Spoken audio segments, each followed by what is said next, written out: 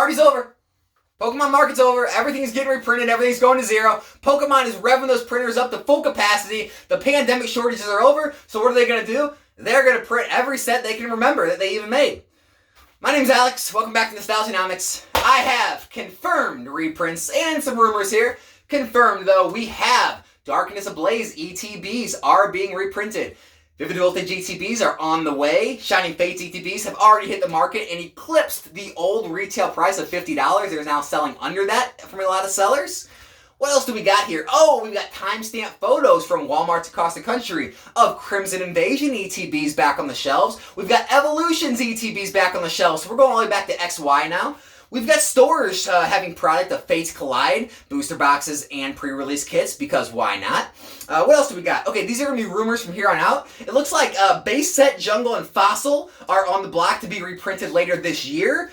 They have red version Game Boys being reprinted, so if you do still have a Game Boy, they're going to have red versions later this year. Last but not least, Pokemon cereal is actually going to be remade. So if you're wanting to enjoy a nice tasty bowl of cereal, these should be on the shelves later this year, maybe early next year. Now, what's going on with a lot of the product that's going to zero? Well, I know a lot up north, a lot of the Eskimos have been burning it to actually stay warm. They need the heat, and it's actually cheaper than firewood. And then down south, we've seen pictures of homeless men actually curling up with it over them. I don't know where they got it, probably from people littering it out their windows. I had the idea of kind of making like a time capsule, kind of burying a bunch of it in the ground, so like 500 years people could dig it up, and even they could be mad and say, who buried all this worthless stuff? I wish they would have gave us Russian currency. That'd have been better. What else we got? There's some other news. Oh, eBay. eBay is actually closing its doors here soon. Pokemon was just a small part of their business, but they thought it's kind of a symptom of the overall market here to come. So they're going to close up shop. They're being delisted from the stock exchange. So that's big news. I don't know if anyone's heard about that yet. What else? I'm having to pack up shop. I'm actually having the moving truck here soon. Moving back in with my parents. I can't afford the house anymore now that the Pokemon market's going to zero. So this whole Pokemon experience thing's kind of over. So that's happening. If you need something to do with your Pokemon products, and you don't want to call like 1-800-GOT-JUNK or, College Hunks because you think they're going to do something weird to your stepsister in the washing machine, you can go ahead and call me, and I'll go ahead and show up, and I'll take that off your hands. I'll do the heavy lifting for you. I'll take it to the landfill for you to kind of save you the trouble because, I feel like my channel may have been a reason that some of you got in that predicament to begin with. So I'm going to go ahead and do that service to my community. Just leave your kind of address in the comments, or you can kind of email it to me, and we'll set up a time. I'll come take that off your hands and save you the heavy lifting. Other than that, where else are we? Folks, why do we do this every time? It's like XY Rory Skies or Promo Clash never got reprinted, right? And it never recovered, right? You know what? Hey, maybe it did never recover. Maybe we thought it recovered, but all the real product got burned and thrown away, and everything on the market's now like proxies and fake boxes, and all the sales are fake too, and it's just people that don't pay or shill bids, and the whole thing's just fake. Or like Shining Legends, because I was in Shining Legends when it went up to like $190 and then got reprinted and dropped back down to $80, and then it recovered to $300. But even though I said I was selling my boxes in the $200s, that never really happened. Those were all fake sales. I shill bid them up, and I just threw the box in the garbage and didn't get any money for it because it was basically worthless. And I live in Missouri, so we don't really have fires that often, and I just didn't want to burn it, didn't want to take the trip to the landfill, so I just threw it in the garbage can. It was a lot easier. What else? What else can we think about? Well, Evolutions was obviously printed to oblivion, but it didn't really ever, move anywhere. So obviously with the ETBs coming out, that's definitely going, under 40? Is it even worth 40 anymore? I don't know. Is any of this stuff worth anything? I mean, is there a reason to put money in any of this stuff? Look, all seriousness, if you're new to this and you're just starting, I get it. This can be very scary. And if you just put money in a product and now you just heard word it got reprinted, I get it. You're scared. You're mad. You're pissed off. And, you do think a lot of these things are true. But they're not, all right? This has happened many, many times. A lot of products have been reprinted. A lot of bigger reprints than a lot of the things we're seeing now have happened. And the product has recovered. Now, does that mean there's not going to be a downturn in the current market? No. There will be a downturn. There will be price drops, all right?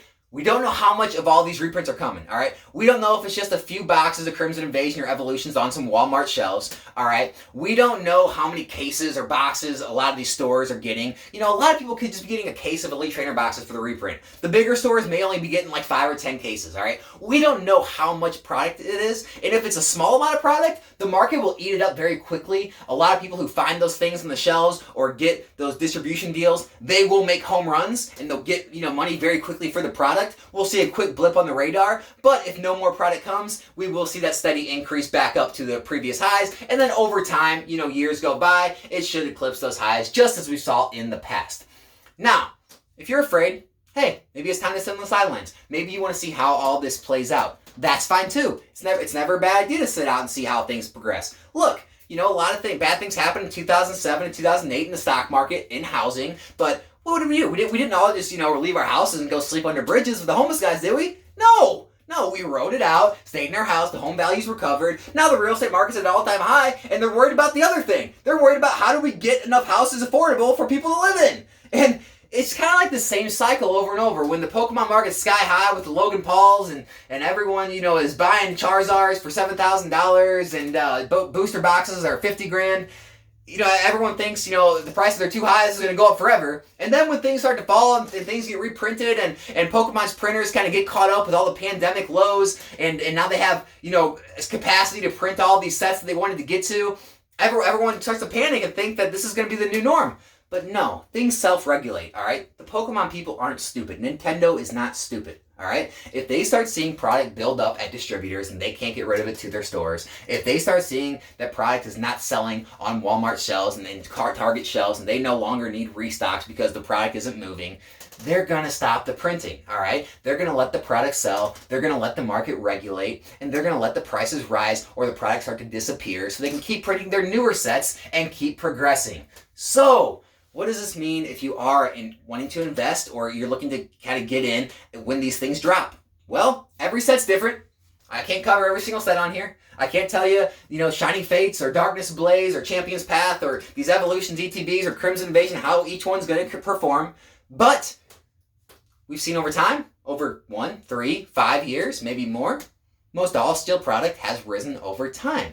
So if you're worried about what's going to happen in the next month, 2, 3 months, I really don't have anything to tell you. You might be in for some, you know, rough ride. You might be really unhappy. If you're looking at 2, 3, 5 years, maybe more, you're probably going to work out pretty well. Now, anyone out there who is afraid, don't take this video to heart. I'm not trying to piss anyone off. I'm not trying to make you feel bad about your feelings. Everyone gets those feelings when they start hearing scary news like this. But if you do, you know, if you have been wanting to go get that red version or that yellow version you didn't get as a kid, hey, just wait for it. It might be coming back on the shelves. If you just can't get that taste out of your mouth of that old vintage Pokemon cereal, just wait for it to come back out. And if you really wanted one of those Evolutions ETBs and it's been too expensive on eBay, I suggest you start driving around town and checking every Walmart because you just might find one. Now, my moving truck's here, so I gotta get going. I gotta get packed up. All right, see ya.